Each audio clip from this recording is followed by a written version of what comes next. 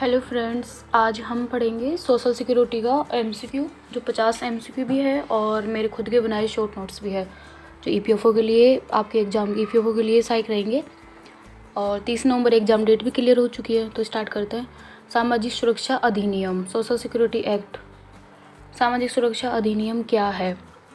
सामाजिक सुरक्षा अधिनियम श्रमिकों को जीवन, स्वास्थ्य, दुर्घटना, बेरोजगारी, वृद्धावस्था से संबंधित सुरक्षा प्रदान करने का कानून है। इसका उद्देश्य क्या है? इसका उद्देश्य है आर्थिक रूप से कमज़ोर वर्ग के श्रमिकों को सामाजिक सुरक्षा कवच उपलब्ध कराना। मतलब ऑल ओवर सोशल सिक्योरिटी क्यों बनाया गया था, ये एक्ट क्यों बनाया गया था?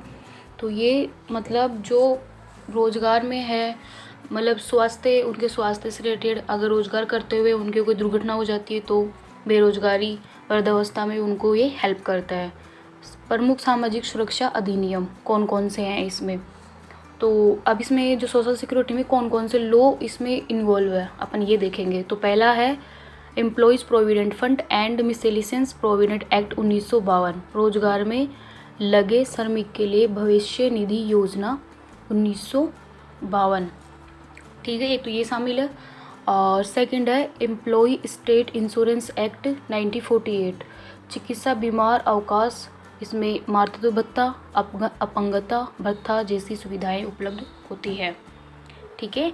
और तीसरा है मैटरनिटी बेनिफिट एक्ट 1961, इसमें महिला श्रमिकों के लिए मातृत्व अवकाश और भत्ता, मतलब कोई लेडीज़ काम कर रही है तो उसके थ्रू अगर वो उस टाइम पे प्रेग्नेंट रहती है तो प्रेगनेंसी में उसको मैटरनिटी लीव मिलती है और डिलीवरी के बाद भी उसको वो डिलीवर अवकाश मिलता है। 36 वीक का उसका अवकाश रहता है। ठीक है। और मैंने सारे एक्ट एक्सप्लेनेशन के थ्रू मैंने वीडियोज़ में दे रखे हैं, आप जाके इसमें देख सकते हो। सोशल सिक्योरिटी के उद्देश्य क्या है? वही श्रमिकों को स्वास्थ्य सुविधा उपलब्ध कराना, वृद्धावस्था में वित्तीय सहायता, बेरोजगारी के समय भत्ता, दुर्घटना में मुआवजा और मातृत्व अवकाश व भत्ता। मैंने ये सारे एक्ट्स के वीडियोस बना के रखे हैं पर्सनली, जो 10 मिनट 8 से 10 मिनट के बीच में आप उनको जाके देख सकते हो। सोशल सिक्योरिटी के एक्ट का एक एक्ट का लेके मैंने सबका शॉर्ट नोट्स भी प्रिपेयर कर रखा है और उनमें सबके एमसीक्यू भी दे रखे हैं, 50-50 एमसीक्यू। अगर आप इतना कर लोगे तो ईपीएफओ के लिए बेनिफिट है आपको, उसमें आप आराम से पेपर कर सकते हो। फिर यूपीएससी ईपीएफओ एग्ज़ाम के लिए इसमें महत्वपूर्ण ये रहेगा कि आपको जो ईपीएफओ जो ये है प्रोविडेंट फंड है, इसका जो एक अलग से वो बनाई गई है, एनएसएस भी बनाई गई है। ईएसआईसी और ईपीएफओ में क्या डिफरेंस है आपको ये देखना है इसमें। और ईएसआईसी का और ईपीएफओ का अलग से और एक वीडियो बन जाएगा। ये सोशल सिक्योरिटी का है, ओनली सोशल सिक्योरिटी का एमसीक्यू जिसमें ऑल ओवर आपका कवर हो जाएगा। ठीक है। और फिर है इसमें अपन 50 एमसीक्यू है ईपीएफओ के लिए, जो पहले अपन 1 से 10 फिर ऐसे मतलब 10-10 का वो करके अपन उसमें पढ़ेंगे। ठीक है। तो अब ये है कि 1 से लेकर 10 तक सामाजिक सुरक्षा अधिनियम का मुख्य उद्देश्य क्या था? ठीक है, श्रमिकों को सामाजिक सुरक्षा प्रदान करना, उत्पादन वृद्धि, निर्यात बढ़ाना, आयकर वसूली। आप खुद से भी आंसर करना इसमें ऑलरेडी, फिर और आंसर तो है ही। श्रमिकों को सामाजिक सुरक्षा प्रदान करना, ए ऑप्शन राइट। अपन ने पढ़ा ही तो ऊपर अभी कि वो क्या उद्देश्य है। सेकंड है एम्प्लॉयज़ प्रोविडेंट फंड एक्ट किस वर्ष लागू हुआ? मैंने एक्ट के स्टार्टिंग में बताया 1952 में हुआ। ऑप्शंस देख सकते हो। Employees state insurance act, ESIC act, ये मतलब इसकी फॉर्म भी पूछ लेता है। ये 1940 एक्ट में पारित हुआ था। ऑप्शन देख सकते हो आप। और सामाजिक सुरक्षा अधिनियम किस वर्ग के श्रमिकों के लिए है? इसमें बहुत कंफ्यूज करता है एग्जाम में। सब बच्चों को लगता है कि जो भी श्रमिक काम कर रहा है वो सब इसमें इन्वॉल्व है, ऐसा नहीं है। सरकारी कर्मचारी इसमें ये नहीं आएंगे, इसमें व्यापारी वर्ग नहीं है, छात्र नहीं है, असंगठित क्षेत्र श्रमिक आएंगे, जो मतलब ये होते हैं ना माइनिंग वगैरह में काम कर रहे हैं और क्या नाम से बागान वगैरह में कार्य कर रहे हैं। बहुत सारे ऐसे एम्प्लॉयज़ होते हैं जो मतलब वो असंगठित क्षेत्र में वो उनका रजिस्टर नहीं होता और उस कंपनी में काम करते, तो उनको ये प्रॉफिट देता है।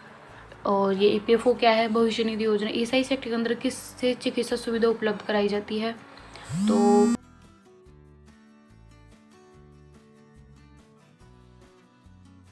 कर्मचारी और उनके परिजन को ये हेल्प करता है। मैटरनिटी बेनिफिट एक्ट के तहत मातृत्व अवकाश कितने दिन का होता है? दिन भी पूछ सकता है, वीक तो 36 वीक हो गया, 36 सप्ताह का। और डेज में पूछे तो वो 180 डेज का रहेगा मैटरनिटी बेनिफिट। ये मैंने अलग से पढ़ा रखा है, उसमें आप जाके देख सकते हो। पेमेंट ऑफ ग्रेजुएटी एक्ट किस प्रकार का लाभ प्रदान करता है? साप्ताहिक वेतन, सेवा समाप्ति पर एक मुश्त भुगतान, चिकित्सा भत्ता, और ये ग्रेजुएटी एक्ट भी मैंने उसमें करवा रखा है। तो ये सेवा समाप्ति, भुगतान, ठीक है। वर्कमैन एंड कंपनसेशन एक्ट भी करवा रखा है, 1923 में था ये। इसका भी अलग से MCQ सीरीज बना रखी है मैंने, 10 मिनट की है, आप देख सकते हो जाके, प्लेलिस्ट बनी हुई है चैनल पे जाके। तो ये कंपनसेशन एक्ट आया था 1923 में, ठीक है। इसका ये आंसर है। ये आंसर मैंने साथ में इसलिए रखा है कि मतलब इस बच्चे को होता है कि ये आंसर नहीं है तो उनको पता ही नहीं चलता कि सही चीज़ क्या है, इसलिए मैंने इसको इसमें रख दिया, ठीक है। आंसर साथ में ही है, आप इनको रिवीजन कर लेना बार बार में, इनसे बाहर नहीं जाएगा MCQ। अगर आप अच्छे से MCQ को आपको याद है, क्योंकि 1 डे एग्ज़ाम है तो फैक्टर बेस ज़्यादा रहेगा, और फिर उस मेंस तो है ही नहीं इसमें। और 10 नंबर का क्वेश्चन है, अनऑर्गेनाइज्ड कस्टमर, जो असंगठित जो वो है, उनको ये सुरक्षा प्रदान करता है, ठीक है। फिर है 11 से 20 तक का, 10 तक का वो हो गया अपना, 11 से 20। EPF में कर्मचारी और नियोक्ता कितना प्रतिशत योगदान करते हैं? तो 12% कर्मचारी का होती है, 12% नियोक्ता का होता है। इसमें आपको कंफ्यूज कर सकता है कि 10% होता है, 8% होता है, तो ऐसा नहीं है। इसमें जो EPF है इसमें 12% कर्मचारी और 12% नियोक्ता का होता है। SIC किस आयु सीमा तक लागू होता है? तो ये 14 वर्ष से लेके 60 वर्ष तक लागू होता है। कभी अपन कंफ्यूज होते हैं कि नहीं यार 14 से 21, 18 से 60, नहीं, तो ये 14 से 60 तक। जो सामाजिक सुरक्षा अधिनियम है वो किनको मतलब नहीं देता है, तो ये सरकारी कर्मचारियों को कोई प्रॉफिट नहीं देता है, सिर्फ असंगठित क्षेत्र के श्रमिक जैसे फैक्ट्री वर्कर, बागान श्रमिक, मैंने बताया आपको। और फिर है 14 नंबर क्वेश्चन है, EPFO का फुल फॉर्म क्या है? इसमें बहुत कंफ्यूज हो जाते हैं बच्चे। एम्प्लॉयज़ प्रोविडेंट फंड ऑर्गेनाइजेशन, मतलब ये कभी कभी ये employees pension fund organisation, employer provident fund organisation, employees protection fund, तो प्रोटेक्शन फंड नहीं है वो, प्रोविडेंट फंड है, क्योंकि प्रोविडेंट मतलब वो दोनों उसमें भागीदार होते हैं, श्रमिक भी और नियोक्ता भी, तो प्रोविडेंट होता है, ना कि प्रोटेक्शन, ठीक है। SIC एक्ट किसके लिए लागू किया था? तो इसमें केवल वर्ड है तो एक्सट्रीम वर्ड है, तो वैसे नहीं सही नहीं होगा, 2 तो वैसे ऑप्शन हट जाएंगे। सरकारी कर्मचारी इसमें आ नहीं सकते, तो इसमें औद्योगिक श्रमिक शामिल रहेंगे, और इनकी सैलरी भी इसमें बता रखी है, 21,000 से जो कम है वो इसमें आएंगे। ग्रेजुएटी एक्ट का भुगतान किस स्थिति में किया जाता है? सेवा समाप्ति पर। सेवा समाप्ति मतलब जैसे वो रिटायर्ड हो रहा है उस टाइम भी दिया जाता है ना, पूरा एक साथ दिया जाता है, फिर वो उनकी पेंशन मंथली भी आती रहती है, तो ये सेवा समाप्ति पर दिया जाता है। ग्रेजुएटी एक्ट का भी मैंने करवा रखा है। और सामाजिक सुरक्षा अधिनियम के तहत कौन सी योजना शामिल नहीं है? बीमा योजना, पेंशन योजना, स्वास्थ्य योजना, ये सब शामिल है। कृषि सब्सिडी योजना इसमें शामिल नहीं है, right option C। EPFO Bharat सरकार का कौन सा अंग है? तो कौन सा अंग है ये? न्यायिक अंग तो वैसे नहीं है, फिर विधायी अंग, वित्तीय अंग आपको कंफ्यूज कर सकता है, ये वित्तीय अंग नहीं है, ये प्रशासनिक अंग है, ठीक है। SIC एक्ट किस श्रमिक को कवर करता है? मैंने बताया ना आपको अभी, ये 21,000 जो सैलरी होती है प्रति माह, जिनका वेतन 21,000 माह से कम है, मतलब एक महीने में सैलरी उसको 21,000 से कम मिल रही है, तो वो सारे श्रमिक इसमें कवर होंगे SIC एक्ट में, ठीक है। फिर 21 EPF का मुख्य उद्देश्य अपन ने बताया अभी कि भविष्य निधि जमा करके वित्तीय सुरक्षा प्रदान करना असंगठित क्षेत्र के श्रमिकों के लिए, ठीक है। अब ये केवल एक्सट्रीम वर्ड हमेशा याद रखो, जो केवल होता है ना अधिकतर वो 80% कुछ अलग गलत होते हैं ऑप्शन, तो ये भविष्य निधि जमा करके वित्तीय सुरक्षा प्रदान करता है, ठीक है। SIC का मुख्य लाभ किसको मिलता है? तो SIC मतलब इसमें जो वैसे तो है ही वित्तीय सुरक्षा तो है, लेकिन ये श्रमिकों के लिए मुफ्त चिकित्सा सुविधा उपलब्ध कराता है, मतलब उसके ऊपर जो आश्रित है, मतलब जो उसका फैमिली होगा श्रमिक का, जैसे उसके बीवी बच्चे, उसके माता पिता बुजुर्ग, तो ये इसमें होता है। Unorganised worker social security act 2008 का मुख्य उद्देश्य क्या था? ये अभी करवाना बाकी है, करवाऊंगी इसको, इसका भी अलग से MCQ मिल जाएगा, आपका शॉर्ट नोट्स मिल जाएंगे। असंगठित क्षेत्र श्रमिकों को सामाजिक सुरक्षा कवच प्रदान करना है, इसका उद्देश्य 2008 में आया था ये। EPFO के तहत प्रोविडेंट फंड जमा किसके द्वारा किया जाता है? कर्मचारी और नियोक्ता दोनों मिलकर करते हैं इसमें, ठीक है। SIC अधिनियम का कवरेज लिमिट वेतन किस स्तर तक का है? अभी ऊपर ही आ गया था, 21,000 प्रति माह, कन्फ्यूज नहीं होना है। मैटरनिटी बेनिफिट एक्ट के तहत मातृत्व अवकाश का प्रावधान किसके लिए है? तो मैटरनिटी तो जाहिर सी बात है महिलाओं को मिलेगी, महिला श्रमिक के लिए है, ये तो हर कोई कर सकता है, ईजी क्वेश्चन है। वर्कमैन कंपनसेशन एक्ट के तहत मुआवजा किसके लिए निर्धारित है? जो वर्कमैन कंपनसेशन एक्ट है ना 1923 में, तो ये वर्कमैन कंपनसेशन एक्ट वही है, अगर वो कार्यस्थल पर दुर्घटना हो जाती है तो उसको कंपनसेशन दिया जाता है। इसका भी मैंने अलग से वीडियो बना रखा है, एमसीक्यू प्लेलिस्ट में मिल जाएगा आपको। सोशल सिक्योरिटी एक्ट के अंतर्गत पेंशन योजना किसके लिए उपलब्ध है? तो श्रमिक जो 58 वर्ष की आयु पार कर चुके हैं, ठीक है, उसको पेंशन मिलेगी। ईपीएफओ का मुख्यालय कहाँ स्थित है? इंपॉर्टेंट क्वेश्चन, मुंबई में है। कभी कभी अपना हर चीज़ में दिल्ली जाता है तो अपन दिल्ली लगाते हैं, तो वो नहीं है, ये ईपीएफओ का मुख्यालय मुंबई में ही है, ठीक है। ईएसआईसी के 30 नंबर क्वेश्चन में आ गए अपन। ईएसआईसी के अंतर्गत कर्मचारियों को कौन सी सुविधा उपलब्ध नहीं होती है? तो मुफ्त शिक्षा नहीं मिलती, चिकित्सा और फाइनेंशियली तो वो मिल ही रही है उसको, स्वास्थ्य समय। सामाजिक सुरक्षा अधिनियम किस प्रकार का अधिनियम है? तो श्रम कल्याण अधिनियम है।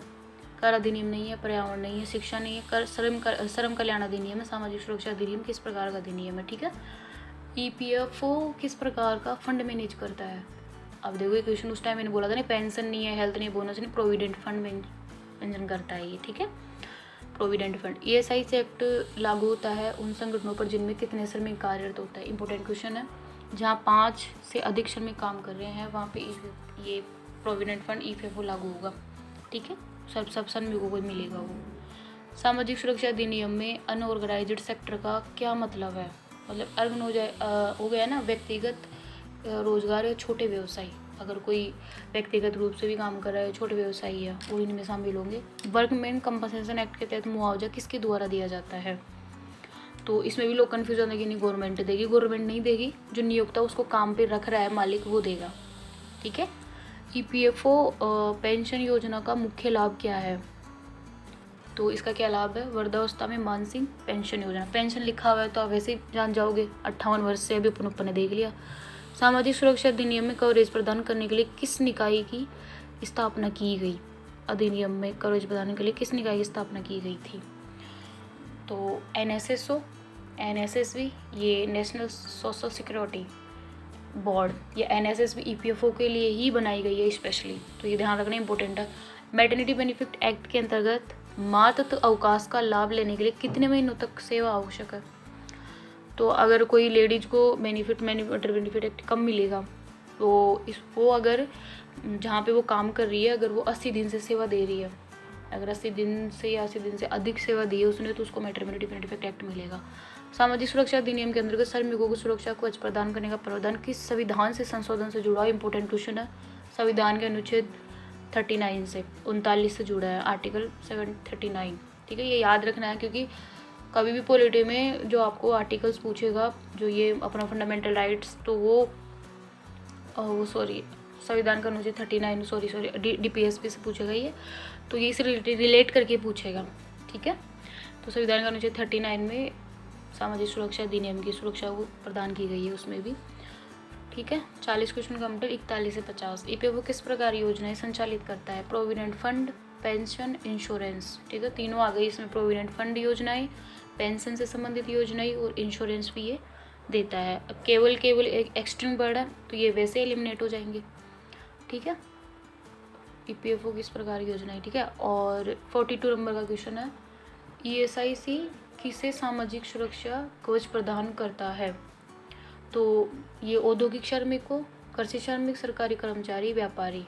तो राइट आंसर औद्योगिक श्रमिक, अपन ने पहले देख लिया था, ठीक है। वर्कमैन कंपनसेशन एक्ट में मुआवजा किस आधार पर दिया जाता है? उसकी सैलरी में से उसका वेतन का प्रतिशत, उसके परसेंटेज पे बेस पे होता है वर्कमैन कंपनसेशन एक्ट। इसमें भी मैंने इसमें पूरा एक्सप्लेनेशन कर रखा है, आप जाके देख सकते हो कि अगर वो उसको आंशिक रूप से चोट आती है तो कितना मिलेगा, अगर उसकी मृत्यु हो जाती है तो कितना मिलेगा, अगर वो मतलब उसको परमानेंटली जैसे वो अगर विकलांग हो जाता है तो उसको कितना मिलेगा वेतन का, ठीक है। ईपीएफओ एक्ट के तहत कंट्रीब्यूशन किस खाते में जमा होता है? जो मतलब जो नियोक्ता और श्रमिक दोनों का कंट्रीब्यूशन कहाँ जाएगा? तो ईपीएफओ अकाउंट में जाएगा, तो एम्प्लॉय प्रोविडेंट फंड अकाउंट में जाएगा, ठीक है। ये आप इसको ध्यान रखना, सेविंग अकाउंट वो करके अपने को कंफ्यूज कर सकता है, तो कंफ्यूज नहीं होना है, एम्प्लॉय प्रोविडेंट फंड में ही जाएगा, ठीक है। ईएसआईसी एक्ट के अंतर्गत कर्मचारी के परिवार को क्या सुविधा मिलती है? तो ईएसआईसी तो वैसे चिकित्सा सुविधा स्पेशली है, तो वो उसके परिवार को भी चिकित्सा सुविधा देगा। इसमें दे रखा है पेंशन, चिकित्सा सुविधा, भूमि वाहन, तो चिकित्सा सुविधा देगा वो कर्मचारी के परिवार को भी देगा। मैंने बताया ना, उसके बीवी बच्चे उसमें शामिल होंगे, उसके बुजुर्ग माता पिता। सामाजिक सुरक्षा अधिनियम पालन किस किस द्वारा सुनिश्चित होता है, तो इसके अलग से एक लेबर इंस्पेक्टर अप्रोप्रिएट गवर्नमेंट नियुक्त करती है, तो वो उसका देखता है पूरा संचालन। ईपीएफओ और ईएसआईसी में मुख्य अंतर क्या है, तो ईपीएफओ केवल भविष्य निधि पर केंद्रित है, ठीक है, ये इन फ्यूचर के लिए काम करता है, और ईएसआईसी प्रेजेंट फ्यूचर सबके लिए है, ठीक है, प्रेजेंट फ्यूचर जब से वो काम कर रहा है जब से, ठीक है। ये अलग से ईएसआईसी एक्ट का भी मैंने बना रखा है वीडियो, आप जाके देख सकते हैं। सामाजिक सुरक्षा अधिनियम के तहत कवरेज का उद्देश्य क्या है, तो वही आर्थिक स्थिरता प्रदान करा, सामाजिक सुरक्षा उनको देना श्रमिकों को। Unorganised worker social security act 2008 किस प्रकार के श्रमिकों को कवर करता है, ये क्वेश्चन रिपीट हुआ है, ये इंपॉर्टेंट है, इसका करवा दूंगी मैं आगे। असंगठित क्षेत्र श्रमिकों को कवर करता है ये, ठीक है। इसका भी आपको अलग से एक प्लेलिस्ट मिल जाए, सॉरी अलग से वीडियो बन जाएगा इसका, 2008 unorganised worker social security act 2008 का। बाकी तो इसमें जो शामिल थे वो मैंने पूरे करवा रखे हैं। सामाजिक सुरक्षा अधिनियम का पालन न करने पर किसे दंडित किया जाएगा, तो कौन दंडित होगा, मतलब तो कौन होगा दंडित, नियोक्ता ही होगा जो उसको रख रहा है। अगर नहीं दे रहा है तो वही उसको ही दंड मिलेगा ना, श्रमिक को थोड़ी मिलेगा। तो ये तो कॉमन सेंस का क्वेश्चन है। 50 क्वेश्चन ये इसमें कंप्लीट हो गए। अब नेक्स्ट जो वीडियो आएगा उसमें अपन एक तो 2008 वाला सोशल सिक्योरिटी के 50 क्वेश्चन है इसमें, और इसके शॉर्ट नोट्स देख लेना आप, ठीक है। पीडीएफ चाहिए तो आप कमेंट कर देना मुझे, और मेरे साथ जुड़े रहिए, क्योंकि अपन आगे भी जैसे और भी एक्ट्स हैं पूरा करेंगे। ईपीएफओ का पूरा सिलेबस जो भी है, सारे subjects polity economy social security के हो ही गए हैं, ठीक है। एक एक एक्ट का मैंने करवा ही रखा है, लेबर लॉज का करवा रखा है मैंने, इंटरनेशनल रिलेशनशिप का अपन अब करेंगे, और कंप्यूटर इंग्लिश, ठीक है, तो और साइंस, इनके सभी सब्जेक्ट के आपको एमसीक्यूज देखने को मिलेंगे यहाँ पे प्लेटफॉर्म पे। तो आप सब्सक्राइब भी कर देना चैनल को, ठीक है, और ये लगा लेना, ये आप इसको 2-3 बार रिवीजन कर लेना, 3 बार में आपको बिल्कुल चीज़ें क्लियर हो जाएगा, क्योंकि ऊपर आपने उसका पढ़ लिया ना तो आपका एमसीक्यू भी ईजी है। कभी कभी अपने को ऐसा लगता है कि नहीं यार मतलब बहुत हार्ड लेवल का पूछेगा, तो ऐसा नहीं है, कभी कभी बेस बनना बहुत ज़रूरी है। अगर आपका बेस क्लियर है तो आप बड़े से बड़े एग्जाम क्वालिफाई कर सकते हो, ठीक है। और इसकी डिक्लेयर हो चुकी है डेट भी एग्ज़ाम की, आई थिंक 30 नवंबर है, देख लेना आप और कंफर्म कर लेना, 30 नवंबर ही है। तो पढ़ते रहो, बढ़ते रहो, ठीक है फ्रेंड्स। और अपना जो मोटिवेशनल तो है ही, ये माएगा मोटिवेशनल वर्ल्ड अपने चैनल का नाम है, और अब आप सबका सपोर्ट है, अपने आराम से अच्छा ग्रो कर रहा है चैनल। बस अब साथ में पढ़ने का है, तो मैं भी पढ़ती हूँ, आप भी पढ़ लो साथ में, ठीक है। पूरा वीडियो देख लेना, कोई कुछ समझ में नहीं आए तो मुझे बता देना।